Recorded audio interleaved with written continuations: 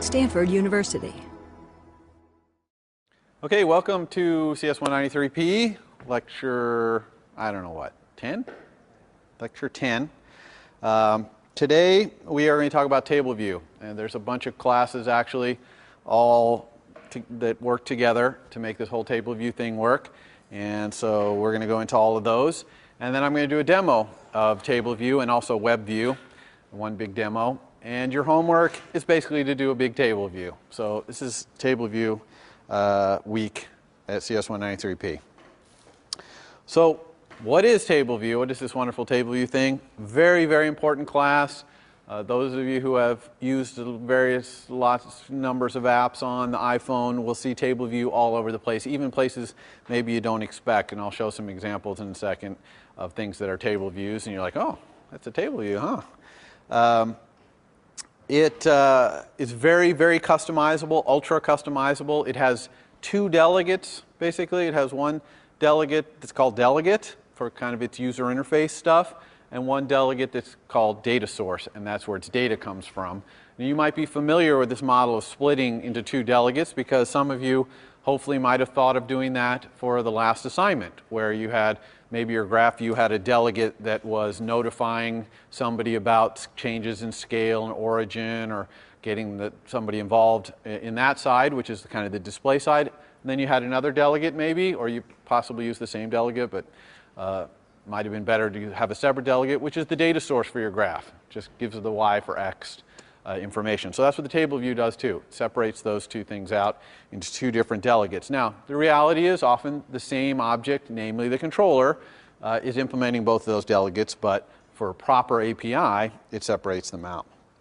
The table view is very efficient for very large data sets, tens of thousands of items, and we'll talk about how it implements that efficiency.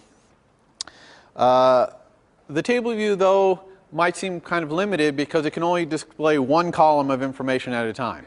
All right, it's a scrollable thing, but it's not like a spreadsheet. You're not going to multiple columns and rows. It's just one column of lots and lots of rows. But it's used to display hierarchical data sets, okay, where, like, again, back to the iPod, you've got your song library in one column, but then when you click on something like your favorites, it goes to another column where it shows a bunch of albums, and you click on that, it shows another one which is a bunch of songs. So you're navigating through hierarchical data one column at a time, and that's the model that we use to display data using the table view. I'm going to talk a little bit about what the table view looks like and what we call its parts, the names we use for its parts, so that we can refer to them later. The designated initializer for a table view is init with frame : style : So when you create a table view, you have to specify its style. That's its visual style, what it looks like on screen. And there are two styles. There's the plain style and the group style. So let's talk about what those look like. Once you create a table view with a certain style, you cannot change the style. Okay? So the style is something the table view lives with its entire life, and that's why it's in the designated initializer, because you have to specify it up front. You can't change it. So here's a UI table view that's in the plain style. All right? And the plain style is focused on the rows, and the rows are the most important thing. It's just row after row, line by line, plain, very plain. That's why it's called plain style. The group style takes the rows and groups them into little sections or areas. Now, the plain style also can have sections, but those sections tend to just have little header lines in between the rows, whereas in the group mode, you can see that the sections kind of are curved around, make little bubbles. So this thing on the right is the general settings application on the iPhone, and you can see that it's divided into these little groups. But in both styles, this plain style and the group style, we call all the parts the same thing. So let's look at the plain style and what we call these parts. So here is a plain style table view. And this little part at the top is a little UI view. It's the header. And that can be any UI view you want. It could be, really big view or small view or whatever. But it does go the entire width of the table view, and you can set the height to be what you want. And similarly, it has a footer UI view at the bottom. So those are all settable by you. Then there are sections. The table view is divided into sections. Each section has a header and a footer. And those also, usually they're just strings, but they actually can be UI views as well. So every section, you get multiple sections, they can each have the UI views as headers and footers. All of this information, like what view is in the header and footer, or if it's a string, is coming from the various delegates, depending on whether it's just pure data or whether it's a graphical UI thing. And then this is the key element, is the table cell. So this is the actual row of data in here, row number 1 in section number 0 there. Is highlighted, so that's called a cell, a table cell, or table view cell. So that's the summary. So now I'm going to overlay over this the group style, so you can see all these things in the group style. Okay, so it has all the same things, right? A header, a footer, section header, section footer, and then rows in the table cells in the middle. It's just grouped differently. Okay? So how do we get data into this table? So we know what it's going to look like visually now, approximately. How do we get the data in? And the answer is we have this data source delegate that you set on the table view. And so that data source is going to be asked for the information in the table, and it's going to be asked in an efficient way. Because we wouldn't want to load up 10,000 cells worth of information at once, especially if each cell maybe had a custom view associated with it, and headers and footers with custom views. That could be very heavyweight to have 10,000 of them. So just like your graph view does, it only asks for the data as it needs it. You know how your graph view only asks for each y as it needs it, as it's going across each x. That's very efficient. It's not storing the data or duplicating it anywhere. Same thing with the table view. It's only asking for information about a row when that row comes on screen. Okay? So you could have tons and tons of information in your model, but it's only going to ask you row by row for that information. So how is the table view, though, going to manage its visual size, like the scroll indicators and things like that, if it doesn't know how many rows are? So you have to tell it how many rows and sections there are, okay, so that it can make space for it and know when to ask you as the user, thumbs up and down scrolling. And so you have to be able to provide that. You can think of it this way: the table view is a subclass of UI scroll view, and the table view it needs to know its content size. Remember, content size is the scrollable area. It kind of needs to know what that content size is. Even though it doesn't want all the data, it needs to know the size. So it's going to ask you for that. So the first thing it's going to have to do before it even starts getting data from you is ask you how many rows. And actually what it's going to ask you even before that is how many sections. So it's going to ask you how many sections there are. Some table views only have one section. In other words, they're just a big long list of rows. But it's going to ask you how many sections there are. And then for each section, it's going to ask you how many rows are in that section. And that's you're just returning an integer. How many sections, how many rows in that section? That question is going to be asked for each section. Okay? So you have to be able to answer that question pretty efficiently up front. Then, once it's got that information about how big this thing is, then as the user scrolls around, it's going to start asking you for the data. And we'll talk about how you provide that data, which is a pretty flexible, powerful way of doing that. But that's the way this works. Ask for how big it is, then ask for the data one by one. So let's start with the first question it's going to ask you, which is number of sections in table view. Okay, these are delegate methods. These are data source. This is the UI table view data source, but we call it a delegate. It's kind of confusing because it has another delegate called delegate, but it's still delegating things, so we call this the data source delegate. So the first question there it's going to ask you is this one: number of sections in table view. You can see the argument is the table view that's sending you the message, and it returns an NS integer. A reminder that NS integer is really just a type def for int, or depending on the platform, it could be different number of bits of int, but it's essentially an integer. And you could assign the result to an int, because you know in this case the number of sections in the table view is not going to be 10 billion. It's going to be some number that's going to fit in an int. If you don't implement this method, it's an optional method in the data source protocol, then the answer is assumed to be one section. In other words, all your rows, one big section. All right? Which is common to just not implement this and have one big long table. So then once it knows how many sections are, for each section it's going to send you this message: table view, number of rows in section. You're going to answer how many rows are in that section. Okay, it's all very straightforward. This method, though, there's no default. It's required. You have to tell it how many rows are in each section. Okay, there's no way it can, no sensible thing for it to default to. So this is a required method in this protocol. So then once it has all the information, here's how it gets the information from you, the actual data that's going to appear in the table. It sends you this message, table view cell for row at index path, and you're going to return an instance of this thing called UI table view cell, which we're going to talk about. This is another class, and UI table view cell is essentially like a UI view. It might be a UI view that has a bunch of properties you can set on it to display your data. Okay, and the best way to do this is I'm just going to show you all these properties, or at least a handful of them, and you'll get the idea. You might ask, what's this NS index path thing? Well, NS index path is just an object that lets you specify the row and section in one argument. Okay, so it's an object that has a property called section, which is the section, and a property called row, which is the row. Okay, those methods are actually implemented as a category by UI table view, but you don't need to know any of that. Bottom line is, it's just passing you the section and row and asking you, please load this cell, load up a cell and give it to me with all the information to display in that row. So here's how this works. This is pretty obvious. I'm going to go through this quickly. It sends how many sections to the data source? The data source says 5 in this case.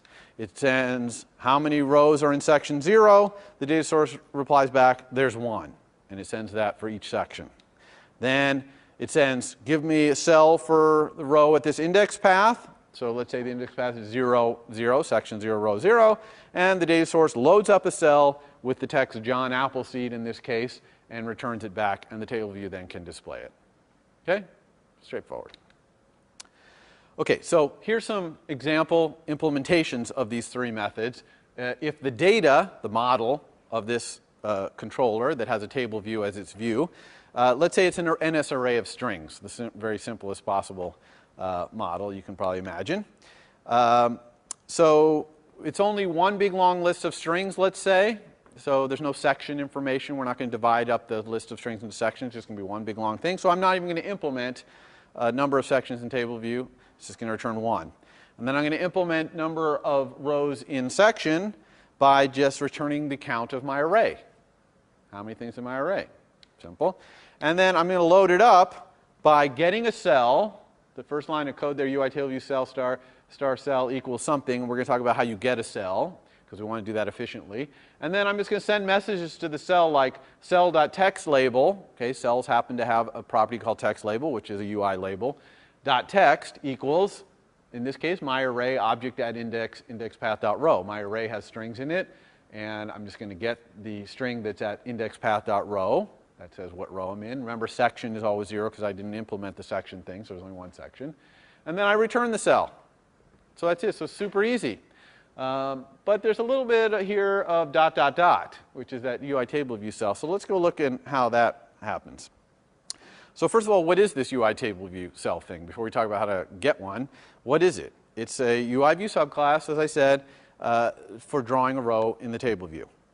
You set it up with the data that you want to display, and then return it. And so some of the properties it has is text label, detailed text label, image view. You can put an image in your table view cell. And note that these properties are all read-only, which kind of, a lot of times people are like, what? It's read-only? What's going on? Well, the reason they're read-only is you send this property getter, and it will make one for you at the time and return it to you. So it's lazy instantiation, right? We talk about lazy instantiation. I've talked about it all quarter long. It's a good way to do things. This is lazily instantiating. So if you never had a detailed text label, or you never had an image view on your text, it never even creates those subviews, right? So you then just call these properties, you get the text label, you start setting its text or its text color or whatever you want to set, and off you go. The designated initializer of the UI table view cell is kind of odd, okay? Init with style, so it has a style too, which is different than the table view style, and I'm going to talk about what those styles are. And then it has this weird argument reuse identifier, which is a string, and we're going to talk about what that is. But let's talk about the styles first. So here's one table style. This is UI table view style default, just white background, black letters, simple. Then here's UI table view cell style subtitle. This is a common one to use. You can see that it's the same as the one above, but there's a little dark gray subtitle. And there's two different versions of them. One of them has an image view and one doesn't. Okay, so that's the subtitle one, very commonly used. Here's one creatively called UI table view cell style value 1, which you see these in the group style table view more often than the plain style. And you can see that it's got a little value on the right, in this case push. So it's got an attribute there that says that value. And then there's UI table view cell style value 2, which is same thing, but now the little extra value is over on the left there. It's the word work. So you can see, you've probably seen in the UI when these various things are used, but that's what the 4 styles are. So when you create a table view cell, you have to specify the style that you want up front. So let's talk a little bit about some of the properties that are on a table view cell and where they are graphically. So I'm just going to pick a table view cell here, and you can see here's @sign property text label, which is the big label, and then detail text label is the little subtitle if it's a subtitle style. If it's a value style, it would be the little value text. Then here's the image view showing up on the left there. And there's also this little thing called the accessory type, which is of type UI table view accessory type, and it can have various values, which I'll talk about in a second. So here I've written a cell for row at index path that loads up all 4 of these things. So you can see it just does cell.textLabel.text equals something, cell.detail text label.text equals something, and cell.accessory type equals figure out what kind of accessory type that we want. So let's find out what kind of accessory types there are. That accessory type also can be delegated. So you don't have to set it as a property on the cell. It's actually possible to delegate it through the table views delegate. It'll ask you what's the accessory type for this index path, basically the section and row. So that's nice, because if you have a mixed table view, it's nice to be able to delegate it. So what do these things look like? There's UI table view cell accessory disclosure indicator. That's the little kind of caret, the little greater than sign. Then there's the check mark. The check mark generally is considered you mostly would use it for radio mode. In other words, you would only have one item in your table view that would be checked at a time.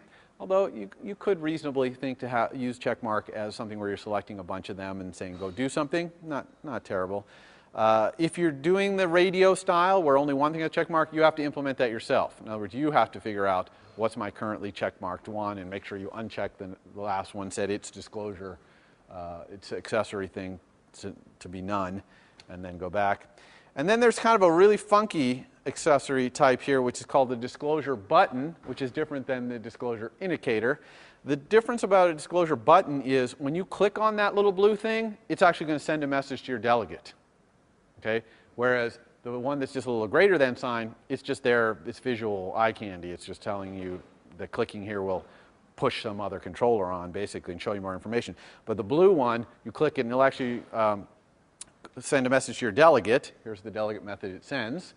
And so you might say, when is that? That's kind of weird, because if I click on the cell, it's probably going to push something, but if I click on the blue thing, it does something else. Well, let me show you some examples later. I'll show you some examples later of some table views and where they use that. Probably the best example is the voicemail on your phone. If you think about that, it has a little blue thing there. But before we get to that, I want to get to this reuse identifier. The reason we have the reuse identifier in table views designated initializer is for performance, because we don't want to create 10,000 UI table view cells. They're UI views, which are not super lightweight objects. They're not heavyweight, but they're not super lightweight. We only really want to create about 7 or 8 UI table view cells at a time. That is the 7 or 8 that are on screen. And then we just kind of want to recycle them as they go off screen and come back on. You see what I'm saying about that? So we reuse them. And so how do we reuse them? So here is cell for row at index path again, same thing we had before with the NS array of NS strings. And now I'm going to expand that ... Okay, so keep your eyes on the ... So I'm going to take it away. Now, what I could just say is UI table view cell alloc init with style. By the way, I have to say UI TBC because I need this to fit on a slide, but that's UI table view cell. So I could just say alloc init. Now, if I did it this way, I'd get 10,000 of them, okay? And that's not what I want. So how can I fix this? All right, well, let's move that out of the way, and instead, let's call this magic method in the table view. Table view is our sender because it's the table view data source delegate method. It's called DQ reusable cell with identifier type string. And so you give it a string. And what that says is, go look on my pile of table view cells that I want to reuse and grab me one. Okay? And the pile is the myTV pile. So that can be any string. You make up that string. It just names the pile of reusable table view cells. Okay? And then we say if not cell. In other words, if I couldn't get a reusable one off the pile, then I am going to init with style. And when I init with style, I'm going to specify the reuse identifier my table view. Okay, so that when it goes away, when it gets released, it'll go onto that pile. So this is how we make this work. So every time the cell goes off screen, it gets released, goes into a pile of this name, myTV. And then every time we're asked to load up a new cell, first we look in the pile to DQ it, and if we don't find it, then we create one. So you can see the first 7 or 8 times that we have to draw a cell, there's not going to be anything on the reuse pile. So we're going to be creating them with init with style : reuse identifier. But when we get to like the 9th one, because we scroll down a little bit, now one will have scrolled off the top, got thrown on the reuse pile, the queue, and we'll pull it off and put it on the bottom. So basically, if we're scrolling down, they're coming off the top, and we're putting them back on the bottom with the new cell values. Because in either case, whether we get it off the DQ or we create it, we still do cell.textLabel.text equals my text. Okay? So if we're reusing it, we're resetting the text. Is that cool? See how that works? So that's it. It's as simple as that. It's really not that complicated, but when people see that code for the first time, they're like, what's all this DQ business? It's just as simple as that. We're just reusing them, queuing them up, pulling them up, reusing them. Okay, so what else can you do to display a row besides text and image? Right? We've seen the text label, the detailed text label, image view. What else can we do? Well, it turns out you can do pretty much anything you want. First of all, the accessory area, where the little disclosure indicator is and the check mark, that can actually be a view. Okay, so you can have your own accessory view. That's, again, implemented by setting this accessory view property on the UI table view cell. You can also display a custom view in the table view cell. In other words, the entire contents of the table view cell, you can draw it yourself with a custom view. You could put a graph view in there if you wanted. And in fact, I did a demo last quarter where I actually created a table view cell that had graph views for every line in the table. Like, you know, it was showing different equations, and it would show the graph. Then you could click on an equation, it would show it to you. And you do that by getting this property content view, which if you ask for it, it'll create it, and then you add your subviews to it. So you don't set your custom view as a property, you get a property, and then you add your custom views to that thing. And you want to make sure you match your custom views frame to the content view's bounds so that it's filling the entire space, if that's what you want. But usually it is what you want. And also make sure your stretchiness is right, and so that if, you know, the height of rows changes, that your custom view will adjust to that stretchiness. And you can also subclass UI table view cell. It's a UI view, and there's actually support in Interface Builder even for doing this. So it's not uncommon. Table view cells can be pretty expanded to be pretty complicated beasts. And I'm not going to cover all the stuff you can do, but I just want you to know it's out there, that you can really make very sophisticated and complicated table view cells. All right, so what else can this data source control besides what we've talked about, sections, rows, loading up the cell? It controls the content, the data, in the headers and footers. It doesn't control the view of them, right, how they're displayed. That's the delegate. This is the data source only, but it can provide a string that is the content of headers and footers. It also can control the editability of the table. So the table views have mechanism in there for being edited. And I'm going to try to be clear about the words I use. Edit in table view means to delete or insert. Delete a row or insert a row, we call that editing. Okay? There's another thing you can do with table view, which is reordering the cells, putting them in a different order. That's not editing, that's a different thing. Okay, that's called reordering, and that one's a little more difficult to implement. But in both cases, what you're required to do is essentially keep your model in sync with what's going on in the user interface. So we'll talk about those briefly. So how do we control the display of headers and footers? It has this two methods, table view title for header in section, and footer, a title for footer in section. Okay? And so that just returns a string, and that'll be the string that appears in the header or the footer for a section. Remember, the rows are divided into sections. How about editing, insertion and deletion? How does that work? The main method you have to implement here, a very important method if you're going to do editing in your table view, is commit editing style for row at index path. All right? And what that means is the user has done something in the UI that says, I want to delete this row. Or they've done something in the UI that says, I want to insert a row here. And when they've done that and said they want to do that, this method is going to get called. You are responsible for two things in here. All right? You have to, let's say it's deletion. You have to delete the thing from your model, and you have to delete the rows from the table view.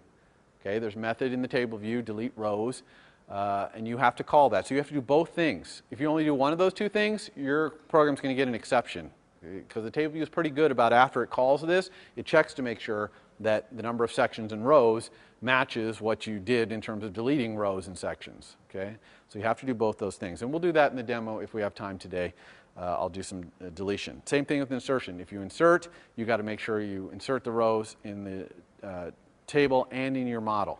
You don't want to get your model out of sync with the data. And some people have said, well, why doesn't the table view just send you this message and you update your model and then it'll just redo your UI, reload the UI? Well, again, for efficiency reasons.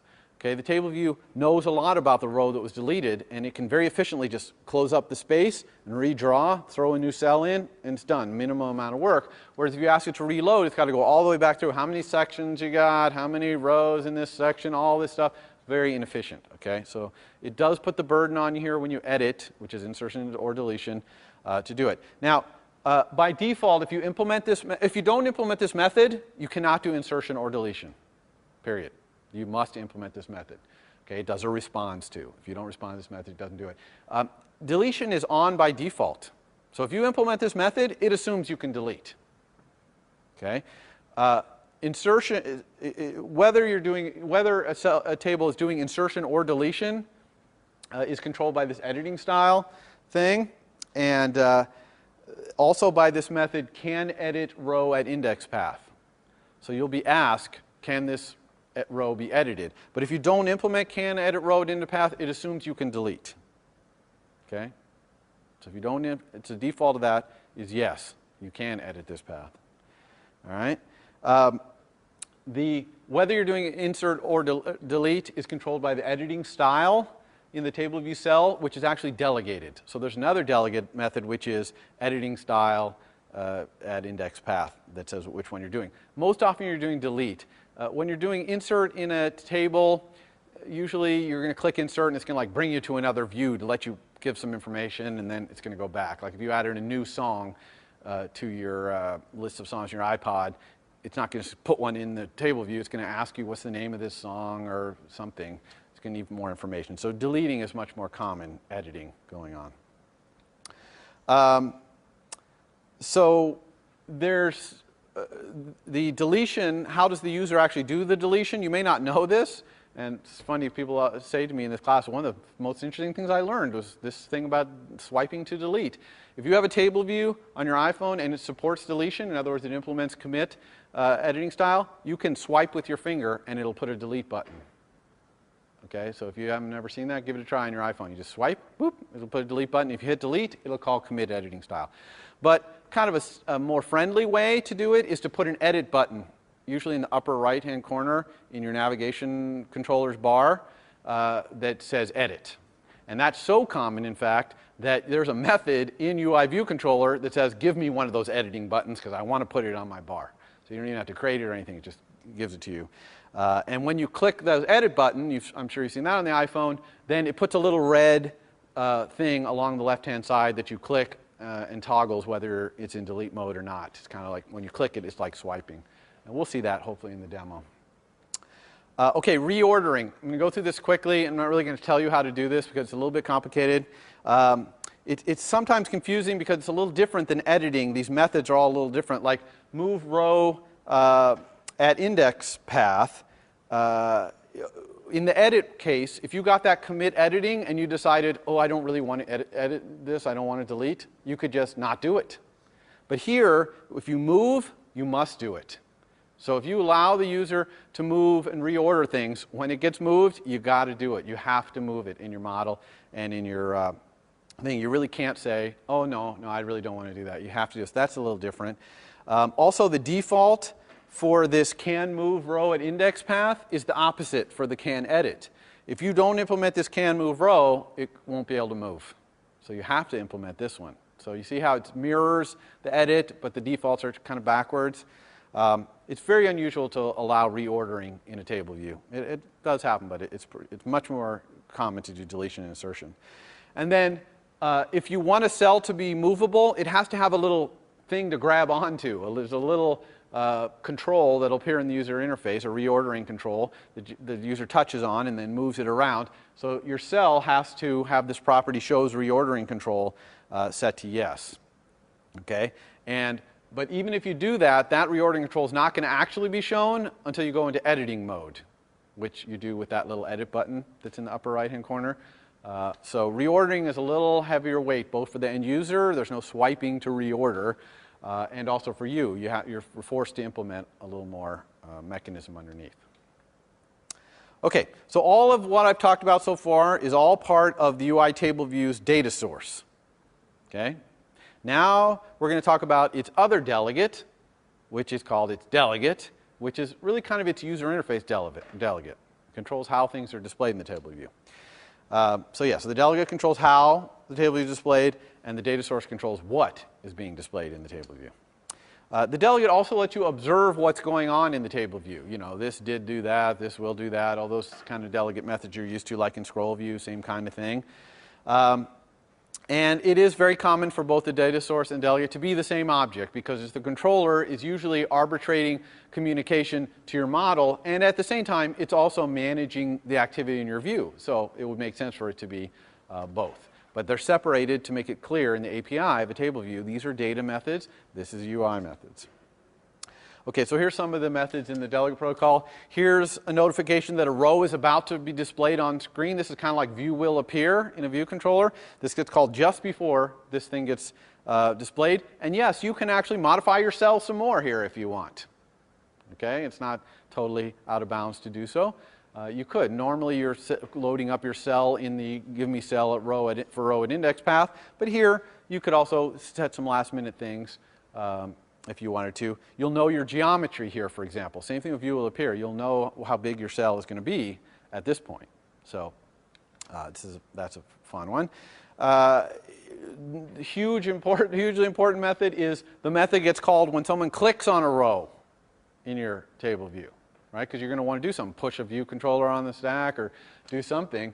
So, and in fact, that's mostly what happens in this method is people push a new view controller onto the navigation stack. Okay, it's called did select row at index path. It's very straightforward. And we'll do that today too. So here's some examples.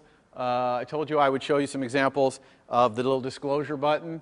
This is the voicemail and the voice memos applications. You can see that if I click on the line in the voicemail thing, then it plays my voicemail. If I click on the little blue disclosure button, it pushes on a view controller that shows me when the call was and what its duration was and who it was from. You see? So it's kind of like two different things depending on where you click, whether you click on the row or click on the disclosure button.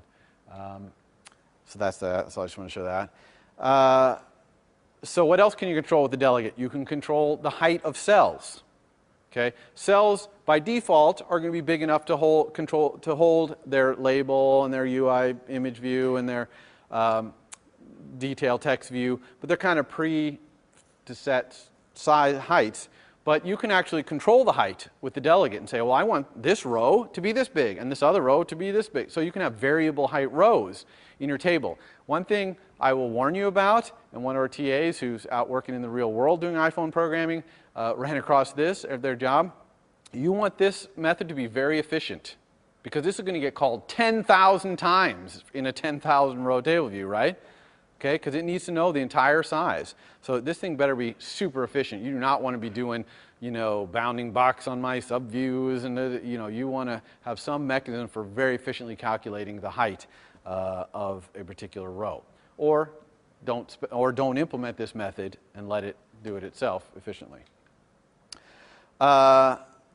So in the will display cell for row and index path, there's a couple of properties like the background color that you can't set when you're loading the cell up. You have to set them here. And you go look at the documentation to find out what they are, but background color is an especially important one. And the reason for that is the background color of a table view cell is also involved in its selection, right? When it's selected, it is blue, and when it's not selected, it's white. So if you want to set the background color to green, you have to do it right before the cell is displayed. Let all that mechanism happen and then override it. You can control the height of the headers and footers too. Again, be efficient here if you have a lot of sections. Make sure that you're efficiently calculating this. And like I say, you can provide your own views for the header and footer, and this is how you do it. You just implement the delegate method view for header and section, or view for footer and section. You give it a UI view, and then you specify the height with the height for header and section, and off you go. I told you that the editing style is controlled via this delegate, and this is the method for that, editing style for row and index path. This either returns insertion or deletion, or it can return none also. And you can prevent the selection of cells too. Okay, so if someone clicks on a cell, this method is going to be called will select row and index path before it does all the work to show this selection, and you could return nil from here if you don't want this to be selected. In fact, you could even return a different cell and it would select that one instead. It's kind of weird to do that, but you could. This returns the cell, the index path to the cell that's actually going to be selected. Okay. All right, so UI table view controller. Let's talk about this beast. This is a convenience class, nothing more. Okay, so you understand that right off the bat. This is just a convenience class. This is not a class that's really providing an enormous amount of mechanism. It's a UI view controller. Remember that everything we've been talking about before is UI table view. UI table view is a view. In fact, it's a scroll view. Okay, and it's got these two delegates, data source and delegate. Those are the objects we've been talking about in cells, UI table view cell. Now we're talking about UI table view controller, which is a UI view controller, which implements the data source and delegate protocols of UI table view for you. So when you create a UI table view controller subclass, you can just start implementing data source and delegate methods, right? Because it's set up to call it on itself. But that's really not doing much. It's just setting those things for you. It also implements load view for you. You can have a zip file with the UI table view controller, but if you don't have a zip file, it'll implement load view for you, and it'll set your view, your view controller's view, it'll set it to be the table view. So the table view will fill the entire space. It's kind of like you do in the last assignment when you have load view and it's the entire thing as a graph view. Same thing here. It's going to implement load view for you, makes the entire view a UI table view. All right? If you create a zib with the same name as your UI table view controller subclass, that will override load view. It will not use load view in that case. If you make your own zib, you want to really make sure that the property table view in UI table view controller gets wired up to be the UI table view. Okay? Because the UI table view controller depends on this property, its property in itself called table view, to point to its table view. Now, if you do load view, which most people do, it obviously sets that for you. But if you do your own zib, you got to make sure that's wired up, that outlet. Okay, so what does this thing do for you? It's a convenience thing. What are the convenience things? Okay, when you click on a cell and it pushes something on, you got to make sure that the cell you clicked on gets de-highlighted as it goes off screen. And then when it comes back on screen, you actually want it to be highlighted for a moment and then de-highlight. It's kind of, you'll go play with your phones, you'll see what you want. So it deals with that kind of subtle highlighting and de-highlighting the cells as you push. Also, it reloads the data in the table view. Okay, I missed telling you really about a method that's somewhat important in the table view. I don't really put it in the slides because I don't want you to call it because of efficiency concerns too much. But there is a method, reload data, that you can send to table view. Reloads everything in the whole data. Calls your how many sections, how many rows, calls it all again, reloads every visible cell, etc. So UI table view controller calls that reload right before your view appears so that you don't do any work until you're just about to go on screen. And we talked about why view will appear is a good place to do things like that, so it does that for you. It handles this edit button thing, so if you put this magic edit button that UI view controller will give you into your UI navigation controller bar, then UI table view controller will put you in editing mode and do all the things. Basically, it'll be the target action for that button and do all the right things. It flashes the scroll indicators when the table view comes on screen, if there's any scrolling to be done, which is nice. We talked about how you're supposed to do that. It does that. And here's a really interesting thing, probably the most important thing it does in terms of the most difficult thing if you had to implement it yourself, is if you have a table view cell that has a UI text field in it, which is an editable, like an editable version of UI label, you click on it, a keyboard's going to come up on your iPhone, right? You know, it's going to zoom up from the bottom. Well, you don't want that to cause your thing to scroll off screen, your text field that you're typing in, right? You want that text field to stay on the part of the screen that's still left to when the keyboard zooms up. And so UI table view controller makes sure that it stays on screen, okay? All right, so we have a big demo here. I'm going to do a UI table view. Now, I talked about in the slides a UI table view that shows an NS array of strings. So here I'm going to do a UI table view which shows an NS dictionary of NS arrays of strings. All right? And the keys in the dictionary are going to be sections in my table, and the arrays are going to be the rows in that section. That make sense? So this is kind of just a little, one level more complexity than just doing an NS array. It's also, this application I'm going to build pushes an MVC, another MVC, so I'm going to build two MVCs in this demo. It's going to push one that uses a UI web view. This app, I'm calling it Vocabulous, and it's essentially like an app you would use if you're studying for, you know, a test, SAT or GRE or one of these kind of things. It provides a list of SAT words or difficult words, and you can click on them and it'll give you the definition of it. Okay, that's what this app does. So I'm going to have two MVCs. One MVC is going to be my word list controller, and its model is going to be a dictionary whose keys are A, B, C, D, E, F, G, H, L through Z, and whose values are a list of words that start with that letter. Okay, that's going to be my model for that MVC. And then I have a second MVC whose model is a word, an NS string, which is a word, and it's going to display the definition of that word in a web view. Make sense? So that's what I'm going to build. All right, so that I can get out of the slides here, quick overview on the homework for this week. No more calculator. We're done with calculator. Okay. This one is called Places, and it's going to be a three-part assignment. This is going to be part one. What Places does is it lets you browse popular photo spots, places where people have taken photos from around the world on Flickr. And so you can browse through what those popular spots are and click on them and see photos from that spot, and then click on, see a list of photos from that spot and click on a photo and it'll show you a photo. So in this first assignment, what you're going to be doing tab bar controller, because you're going to have two tabs, right? A tab that lets you browse the popular spots, and another tab which is recent photos you've looked at. Okay, it's just going to keep a list of all the recent photos that you've shown. You're going to do UI table view controller, because both of those things are going to be tables. You're going to have UI image view and UI scroll view, because one of your view controllers you're going to have to build is one that you push that shows you a photo from Flickr. Okay, and it's going to be want to be an image view inside of a scroll view. Next week, and so this thing that you're going to build is going to be disturbing to you because it's going to be really slow. Every time you click on it, it's like, wait, okay, because you're waiting for Flickr to give you the photo data. But I want it to be that way, because next week what we're going to do is learn how to use threads to do things like network activity, not in the main thread. So our main thread is never blocked. Okay, and we'll have really fast, quick UI that's very responsive, and yet we can still do heavyweight operations like loading things from the network in the background. We're also going to talk next week about persistence, which is basically I want to store something efficiently in a SQL database, it turns out. but I still want to use object-oriented programming. So how do I do that? And iOS has an awesome mechanism for doing object-oriented databases on top of SQL.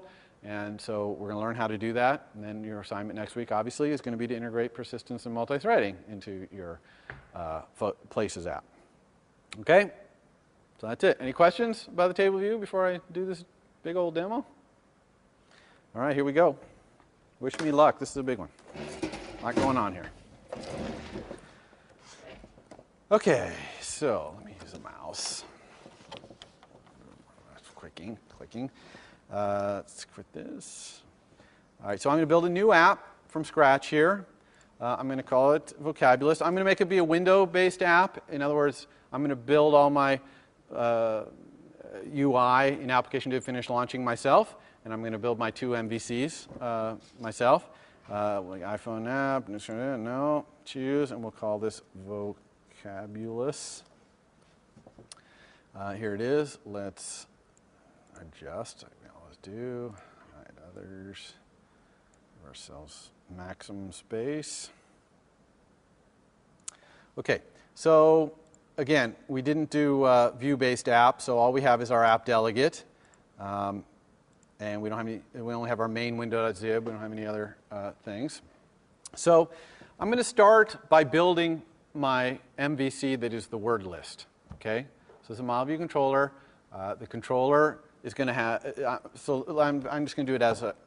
I'll describe it as I do it. So let's go new file and create our controller.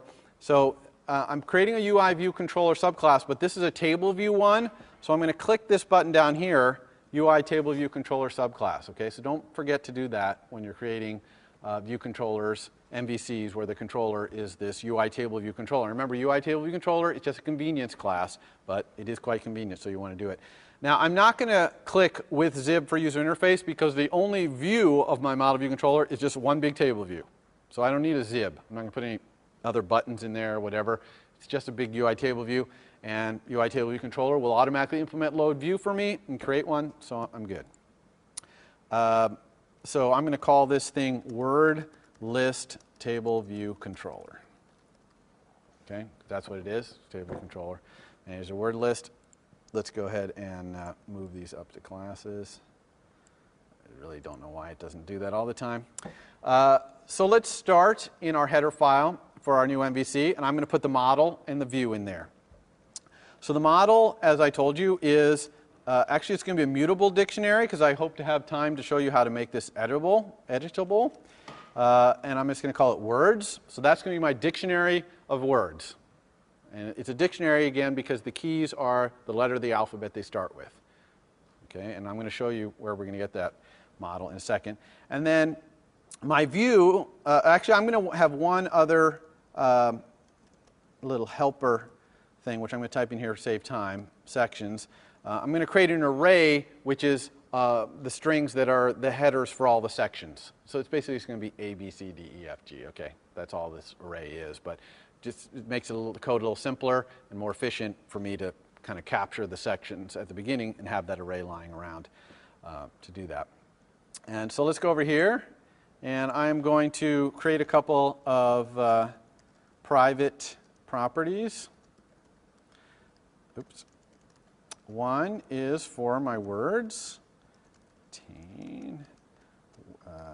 NS mutable dictionary words, and one is for my sections, array star sections. And then let's go ahead and synthesize these two guys. Synthesize the words and the sections. And I'm going to implement the words getter so that when the words getter is called, it lazily instantiates this words thing. Okay, now you're probably saying now, well, where's he going to get that list of words? Okay, and of course I've prepared for this lecture with a little bit of words on the internet. So I've on cs193p.stanford.edu, I've put this thing vocabwords.txt. Okay, it's just a text file. And you can see that it looks kind of like a dictionary, right? You see it has A equals and then parentheses and then an array of words. B equals parentheses and away words. And you might ask, what file format is this?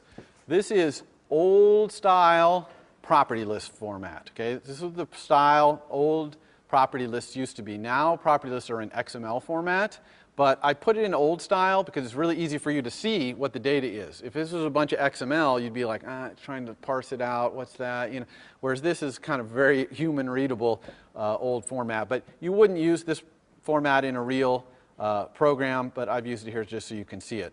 But when you load this if you create a new dictionary using this file, it will create an NS dictionary, and it'll get the keys and the values and make all the strings. So it's really quite nice for a demo anyway. If I was doing the real world, I'd use the XML format, be a little less human readable, but it would be the same thing. So that's our data, and you can see it goes all the way down to Y and Z here.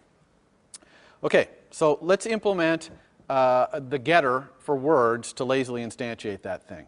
So I'm just going to say NS mutable dictionary words, and I'm going to say if, I'm going to scroll down here,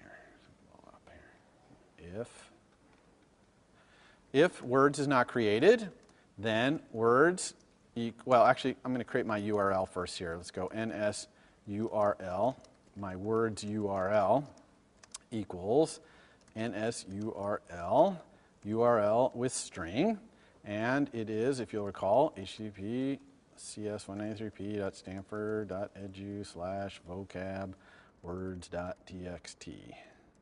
Okay, so there I've created a URL. Remember I told you there's this thing NS URL, which is a lot like an NS string, except for it's checked it to make sure that it's a valid format, and that's a valid format URL for HTTP. So that's perfectly fine. And now I'm just going to say words equals NS mutable dictionary with contents of URL, that URL. Okay, it's as simple as that. That's how easy it is to go out on the internet, get a URL, pull it in, have it parse it to turn it into a big dictionary. Voila, we have a dictionary, a mutable one, because I sent this to NS mutable dictionary instead of NS dictionary. So we're rocking here, and that's it. So we'll return words, and that's my getter for my words property. Okay. I'm also going to implement a getter for my section, so you can see what that's about. So all the sections thing is going to do is I'm just going to grab the keys out of my words and sort them, because I want my sections to be in alphabetical order. They are in that file, but they might not be. But I just want to show you how to do sorting, because you're going to have to do that for your homework. So here again, lazy instantiation. If sections is not created, then sections equals, I'm going to get my words. I'm going to get all the keys out of there. And I'm going to do this sorted array, using selector. And the selector I'm going to use is compare. There's also case insensitive compare would be another option that we could do. And I am going to retain that because the sorted array using selector returns an auto-released array, and I'm going to hold on to this section. It's an instance variable, so I need to retain it. Okay, I also need to release it, which we're going to do in a second here. So that's it for sections. Now let's go right down here to dealloc, way down at the bottom here, and release both our words and our sections. Okay, because they're instance variables and we retain. And words, you can see that actually we need to do something here too, which is this needs to be retained as well. Right? Because we remember that the method dictionary with contents of URL doesn't start with alloc, new, or copy. So we don't own the thing it gets back, and we're going to keep it, so we want to retain it. But since we're retaining them both, we got to release them both. Okay, sure I'm not forgetting anything here. I think that's it. All right, so now I have my dictionary, and I have an array of all my sections. So now let's implement those data source methods that give the number of sections and the number of rows and load up the cell. Okay, so actually if we scroll down here, when we click that button that said we wanted a UI table view controller subclass, it's created a lot of things. Like here is the designated initializer, here's view did load, Here's view will appear, disappear, all these things. Here's should auto rotate. And here is the methods in the table view data source. Okay? So you can see right off the bat is the first one, the number of sections. Now, the number of sections in our case is really easy. That's just self.sections.count. Okay? That's the number of sections in our sections array. Very, very simple. And then the number of rows in a section, slightly more difficult. We got to get the words in the section first, so I got to go ns array. Oops, star words in section. Sorry about this keyboard. Equals, and I'm just going to go into my words dictionary, and I'm going to get the object for key, this section's name. Okay, everyone understand what I did there to get the sections? I've got this dictionary of arrays. Okay, the keys are the names of my sections. So here I'm being asked how many rows are in section number 3, let's say. So I go look at my sections array, get the name of that section, which would be like C, the letter C or D. And then I'm just going to look up in my words the object for key D, which is going to be an array, okay, array of words. And so now I'm just going to return words in section count, okay, which is the number of rows in that section. That make sense? Okay. So now we've let the data source, we've implemented the data source. This is how many sections, which is going to be 26 or however many letters are in there, and how many rows in each section varies from word to word, like Y and Z only have one, but A has a whole bunch. And now we need to load up the cell with the actual word for a given section and row. And you can see here that it's already implemented that whole DQ business for it here. You see, DQ, blah, blah, blah. I might want to change the cell identifier to be, you know, word list table view or something like that, or table view cell, something like that. Something that's unique to my, so I'm not sharing a queue with some other table view somewhere in my app. That wouldn't be what you wanted if, unless you had really generic cells that were always resetting all the attributes of it. So configuring the cell, super easy here. I'm actually going to create a little method to get the word in a certain row in a section. So I'm going to say cell.textLabel.text equals self word at index path, which is a method I'm going to create.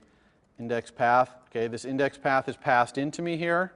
Okay, and remember, index path is just a section and a row. That's all it is, an object that has a section and a row. Also, when I click on this, it's going to push something, right? It's going to push that web view. So I have to say cell.accessoryType equals UI table view cell accessory disclosure indicator. Okay, I want the little greater than sign because I want the user to know that when he clicks on this cell, it's going to push something. It's going to give me more information. So let's implement this method, word at index path. Okay, ns string, whoops, word, paste, word at index path. It takes an index path. Ns index path. And that's just going to be the section and row.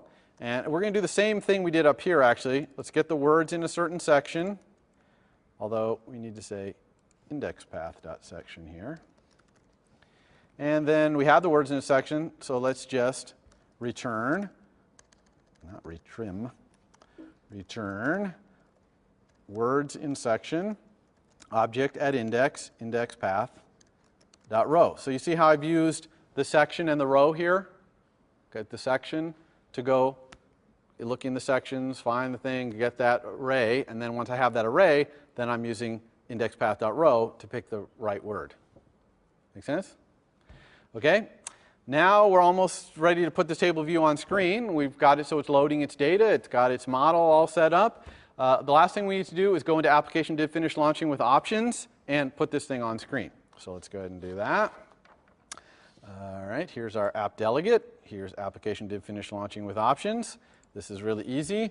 So I'm just going to say word list table view controller, word list table view controller equals word list table controller alloc init. Then I'm going to create a navigation controller because I know I'm going to be pushing. So let's go ahead and put it in a navigation controller now. So UI navigation controller nav equals UI navigation controller alloc init. Then let's just push this thing, WLTVC, animated no, and then WLTVC release. Okay, and that's it. So that should be all that is required. Let's now cross our finger. We got to import. Downside import. Word list controller. Okay, so let's run this. Cross our fingers. Oh, didn't work. Okay, so. Oh, sorry, yeah. He's like, oh, that's great. We did a wonderful job there, except for we never added subview. Okay, so there's our nav view.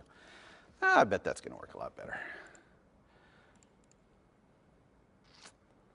Okay, so here's our navigation controller. Lots and lots of words. Okay. Now, we don't have any section headings. That's no good. So we want to try and fix that if we have time. And of course, if I click on one, it doesn't do anything.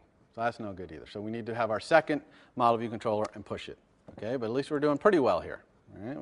So let's go ahead and do our other MVC. I'm going to call this thing, it's a view controller subclass. It is not a table view. It's just going to be a web view. I'm not going to use a zib for this one either. I'm just going to do load view. Get you see more of that. And I'm going to call this definition view controller. Okay, because it's going to show the definition of a word.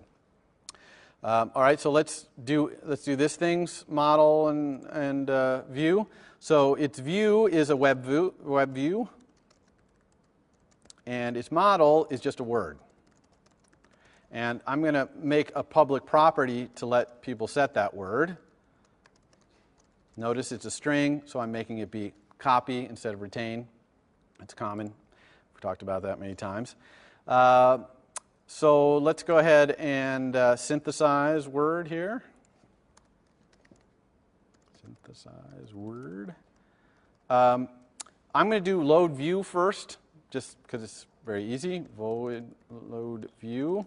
We're just going to create a web view, which is UI web view alloc init with frame. And I'm going to use that thing I was telling you about before, UI screen, main screen, application frames. Probably going to put this in the wrong place. Yes, it did.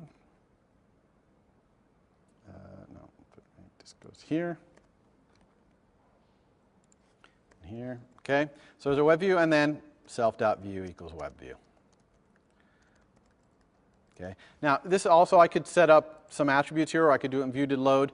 I'm actually going to set one right here, which we want, which is scales pages to fit. So that's the thing that causes the web view when it shows a page, it scales it to fit in the space available. So I want that. Let us implement the setter here for word. Set word to a new word. And if the word is new, then I'm going to release the old word and set word to be a copy of the new word. And then when someone sets the word, I'm going to load it up in my web view if it's on screen. Okay? I'm also going to set my title, set my UI view controller's title to be my word. And then I'm just going to say if my web view is on screen, you all remember how to do that, then web view, and this is how we do requests, right? We do load requests. And I'm going to create a little method to create my URL request, and we'll implement that. And that's all we're going to do. So when someone sets my word, if I'm on screen, I'm going to display it. I'm also going to have to, in view will appear, when I come on screen, I'm going to have to display it as well. Let's put that little NSURL request method in here. URL request. This is our URL request. What we're going to do is we're just going to ask Google to look this word up for us. Okay, so real simple. So I'm going to create string here, URL string, and it's going to be http://www.google.com/dictionary. And if I have a word, obviously I want it to look up that word. I don't want it to just show dictionary. So I'm going to say if self.word, then URL string equals URL string, string by appending format. And this is what you do. Question mark, language pair, equals English, and then %7C to English. So we're translating from English to English. And the query word is %@, which is our word. Okay, so there's a little bit of Google magic for you. And then we're going to return NS URL request, request with URL, NS URL with string. Okay, so there's a lot of complicated typing there. All right, so now we've set our thing up so that it automatically does that. Like I said, in view will appear, which is probably somewhere in here. Let's do it right here. I want to make sure that I also load it up. So in view will appear, I'm just going to do super view will appear. And then I'm going to say web view load request self URL request.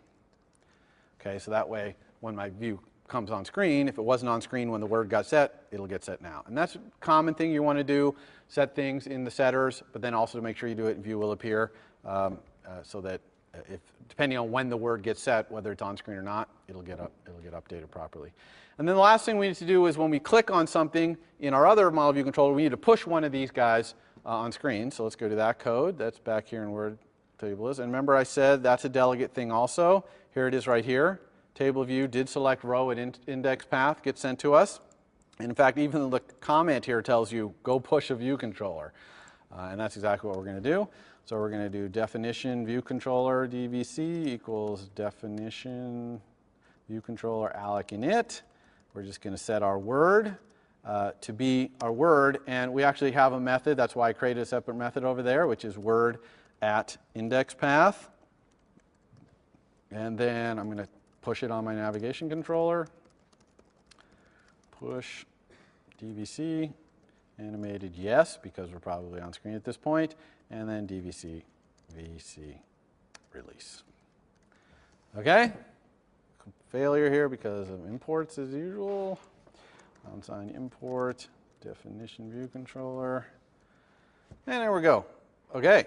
Everyone got that code? Make sense? So let's see if it works. All right, we have our words. That's good so far. We'll click on one. Oh, it worked. It's kind of hard. We got to zoom in a little so we can see on this tiny screen. But belittling is make someone or something seem unimportant. That sounds right. Let's go down here. Clemency. How about that? Clemency is mercy or lenience. Okay? All right, so everyone cool with that? So I'll be posting this code. Let me, we got 4 minutes left.